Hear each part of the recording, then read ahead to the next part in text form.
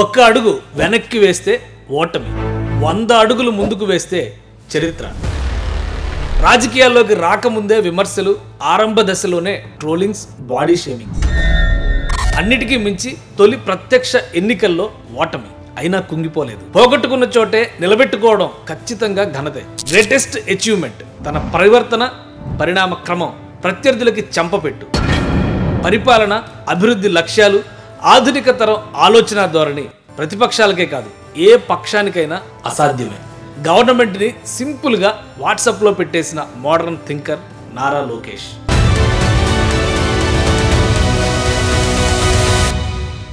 అవతార పురుషుడు ఎన్టీ రామారావు వారసుడు, లెజెండరీ లీడర్ నారా చంద్రబాబు నాయుడు కుమారుడు, యువ కెరటం నారా లోకేష్ ఆంధ్రప్రదేశ్ రాజకీయాల్లో తనకంటూ ఒక ప్రత్యేక చరిత్రని రాస్తున్నారు. తెలుగుదేశం పార్టీ జాతీయ ప్రధాన కార్యదర్శి, IT, Vidya, electronics, real time governance మంత్రి. ఇది కేవలం వారసత్వ కథ కాదు. ఇనుము కాల్చి మలిచిన కత్తిల రాటుదేలిన ఓ నాయకుడి పరిణామ గాథ. సినిమా, పొలిటికల్ గ్లామర్ ఉన్న కుటుంబంలో పుట్టిన తనకంటూ ఓ ప్రత్యేక బాట వేసుకున్నారు నారా లోకేష్. కార్నెగీ మెలన్ యూనివర్సిటీలో మేనేజ్మెంట్ ఇన్ఫర్మేషన్ సిస్టమ్స్లో బ్యాచిలర్ డిగ్రీ, స్టాన్ఫర్డ్ యూనివర్సిటీ నుంచి ఎంబీఏ పూర్తి చేసిన లోకేష్ దిగ్గజ సంస్థలైన general electric, Daimler Chrysler, world bank, e governance ప్రాజెక్టుల్లో పనిచేశారు. 2008లో తల్లి నారా భువనేశ్వరి ఆధ్వర్యంలోని హెరిటేజ్ ఫుడ్స్ లిమిటెడ్లో అడుగుపెట్టారు. రాజకీయ రంగ ప్రవేశానికి ముందే కఠినమైన పరీక్షలెన్నో. 2013లో టీడీపీ యువజన విభాగం కోఆర్డినేటర్. క్షేత్రస్థాయిలో పార్టీని బలోపేతం చేసేందుకు అవిరళ కృషి. ఫలితంగా అనతి కాలంలోనే పార్టీ జాతీయ ప్రధాన కార్యదర్శి పదవి. కార్యకర్తలకు ఇన్సూరెన్స్ పథకాలు, మెంబర్షిప్ డ్రైవ్స్ తో లోకేష్ తీసుకొచ్చిన మార్పులు పార్టీలో నూతన ఒరవడి తీసుకొచ్చాయి. డిజిటల్ సాంకేతికతతో 53 లక్షల మంది సభ్యులని చేర్చిన తర్వాత పార్టీలో ఆయన ఇమేజ్ అమాంతం పెరిగింది. ఆ తర్వాత పార్టీ పొలిట్ బ్యూరో మెంబర్గా 2017లో ఎమ్మెల్సీగా ఎన్నికయ్యారు. అప్పటి ప్రభుత్వంలో ఐటీ, పంచాయతీరాజ్, గ్రామీణాభివృద్ధి శాఖల మంత్రిగా బాధ్యతలు చేపట్టారు. శరవేగంగా సాగిన ఆయన ప్రస్థానం ప్రతిపక్షాల విమర్శలకు అవకాశంగా మారింది. అయినా తనదైన శైలిలో నవ ఏపీ తొలి ఐటీ మంత్రిగా తనదైన ముద్ర వేశారు నారా లోకేష్. ఎత్తిన పసుపు జెండా దించకుండా, పడిమ తిప్పకుండా తెలుగుదేశం పార్టీకి కాపలాగాసిన ప్రతి కార్యకర్తకి నేను శిరసు ఉంచి పాదాభివందనం చేస్తున్నాను. ఫైబర్ గ్రిడ్ ప్రాజెక్ట్, యువ నేస్తం, యువ రక్షణ వంటి కార్యక్రమాలతో యువత సాధికారికత, డిజిటల్ గవర్నెన్స్ లో లోకేష్ ఏపీని అగ్రపథంలో నిలబెట్టారు. 2018లో Skoch person of the year award, Kalam centre innovation award, world economic ఫోరంలో ఇండియాకి ప్రాతినిధ్యం లోకేష్ సామర్థ్యానికి నిదర్శనం. కానీ వైసీపీ నాయకులు చేసిన సోషల్ మీడియా గారడీలు, వారసత్వ రాజకీయాలనే పేరిట చేసిన విష ప్రచారం 2019 ఎన్నికల్లో లోకేష్ని దెబ్బతీశాయి. తెలుగుదేశం పార్టీ పుట్టిన తర్వాత చరిత్రలో ఏనాడు గెలవని మంగళగిరి నియోజకవర్గాన్ని లోకేష్ ఎంచుకోవడం కూడా విపక్షాలకి కలిసి వచ్చింది. అయినా గట్టి పోటీ ఇచ్చి ఓటమి పాలయ్యారు.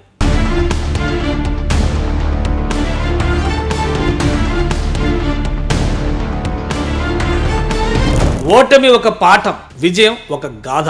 2019 ఓటమి లోకేష్ని కొంగదీయలేదు, మరింత బలపరిచింది. అలా అని ఆ నియోజకవర్గాన్ని వదలలేదు. అదే తన కార్యస్థానం అని తేల్చి చెప్పారు. ఇక యువనేత పాదయాత్ర పార్టీ చరిత్రని మలుపు తిప్పింది. తన ఇమేజ్ని ఆశాంతం మార్చేసింది. జనంలో ఒకడిగా, సమస్యల్లో పరిష్కర్తగా, కష్టాల్లో సుఖాల్లో అడుగులో అడుగు వేసే ఆలంబనగా లోకేష్ ఇచ్చిన భరోసా జనాన్ని ఆకట్టుకుంది. 2023 జనవరి 27న కుప్పం నుంచి ఇచ్చాపురం వరకు 4000 కిలోమీటర్లు, 400 రోజుల పాటు యువగళం పాదయాత్ర ఆయనపై జరిగిన తప్పుడు ప్రచారాల తుప్పు వదిలించింది.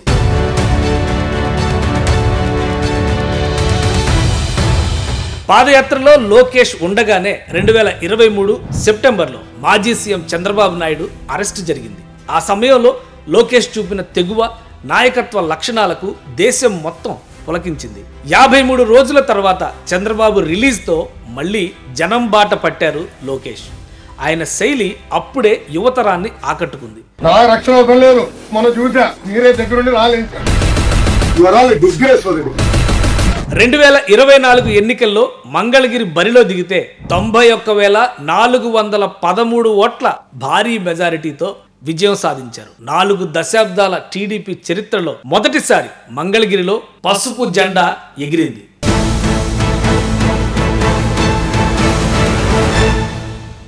పడగొట్టిన చోటే నిలబడిన మొనగాడు, వద్దన్నవాడే వచ్చి అక్కున చేర్చుకున్న అలుపెరగని యోధుడు, తెలుగుదేశం పార్టీలో తెర వెనుక ఎన్నో సంస్కరణలకు నారా లోకేష్ ఆద్యుడు.